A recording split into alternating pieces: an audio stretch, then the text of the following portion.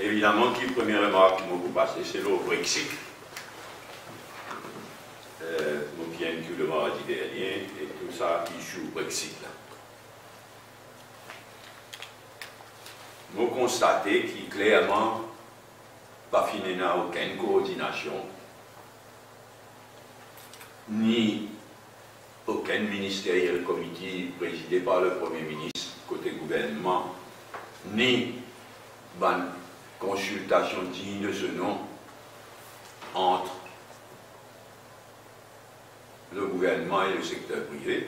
Surtout, je souhaitais que maintenant nous travaillions d'urgence, si il y a un Brexit, qui va différents scénarios qui sont capables de développer. Mais l'urgent, il nous guette, comme on dit, le faire dans le Parlement, il nous guette dans différents scénarios. Si la Grande-Bretagne quitte l'Union européenne, qui va différents scénarios qui sont capables de développer et qui manière d'affecter, il peut affecter éventuellement, si il est dans ça, affecter Maurice. Vous pensez, on peut dire, qu'il peut y avoir dans la dernière ligne droite une accélération et qui, finalement, une majorité pour prononcer en Grande-Bretagne. Et je souhaite ça. Mais ce n'est pas une région qui nous pas une préparation. Là, comment je le connais, il m'exprime toutes nos sympathies. Il y a l'assassinat brutal d'un jeune député travailliste qui fait une campagne au là contre le retrait de la Grande-Bretagne. Bon, ça, il est difficile de prévoir qu'il impacte la fin de la campagne pour le référendum. Mais comme on dit, moi, je prévoir et je souhaiter que la campagne pour que la Grande-Bretagne paraît de l'Union européenne accélérée et remporte une majorité. Deuxième thème, la speaker. Moi, je constate qu'après que Mme Anoumandji, les ministre de la Santé, au moment du scandale Medpoint, elle a de faire monter au pays en tant que speaker. Quel destin. Ce qui est révoltant là-dedans, c'est qu'il permet d'être judge and party.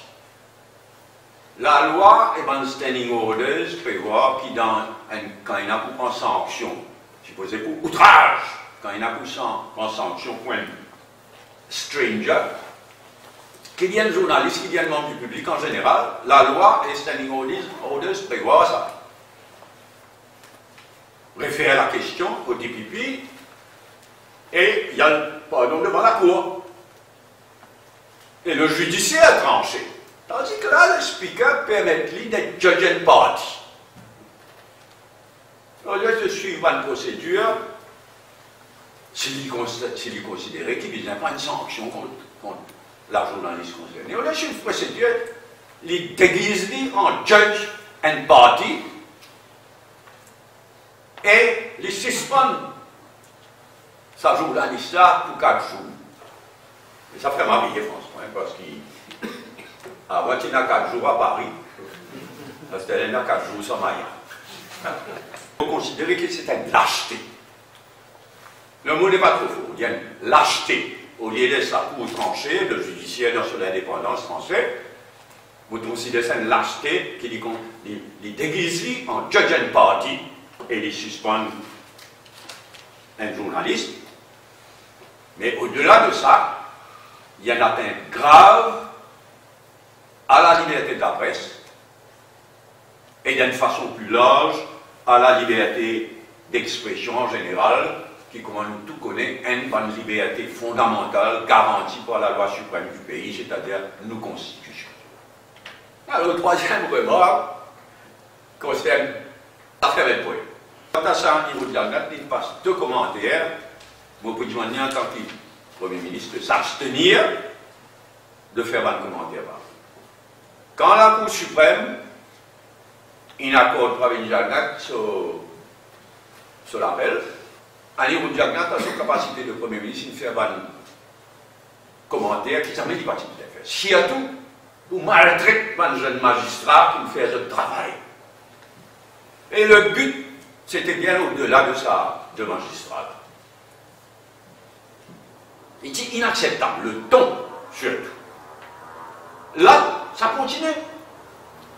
Là, l'État DPP me demande la Cour suprême, Green Line, poil, devant Privy Council. Et nous connaissons qu'il y en a le pouvoir, même si la Cour suprême n'a pas accordé, il y en a le pouvoir, aller directement. Mais au moment que DPP fait la demande en Cour suprême, et la Cour suprême considère ça, ne voilà-t-il pas qu'il réfère même quelque chose, il vient faire un commentaire. Il vient flatter le jugement de la Cour suprême, qui n'accorde après une Jackson. En tant que Premier ministre, il vient abstenir de passer un commentaire comme ça, par respect devant l'institution. Quatrième commentaire, Polycarpe. Maintenant qu'il nomme le Conseil des ministres, il nomme Vicari hier, maintenant qu'il nomme on reste tranquille. On ne va pas dire rien, mais maintenant on peut causer, parce que la loi qui prévoit qu'Annie Roudjagna consulter le leader de l'opposition, qui est le Premier ministre, consulter le leader de l'opposition, il fait consulter moi, et mon objecté à ce qu'il nomme Navin Vicari à l'ICAC. Mais comme toujours, il n'a pas une grande accord. Il n'a même pas une dire, moi dénonce sa nomination. Surtout l'autre de base, d'abord, premièrement, le past performance, sa performance passée de Vicari à la tête de l'ICAC. Il est nommé par Annie Roudjagna, Premier ministre, après les élections de 2000. Moi, Premier ministre, moi, il évite pour révoquer, pour créer un tollé comme on dit Premier ministre, alors qu'il tient à toutes les raisons.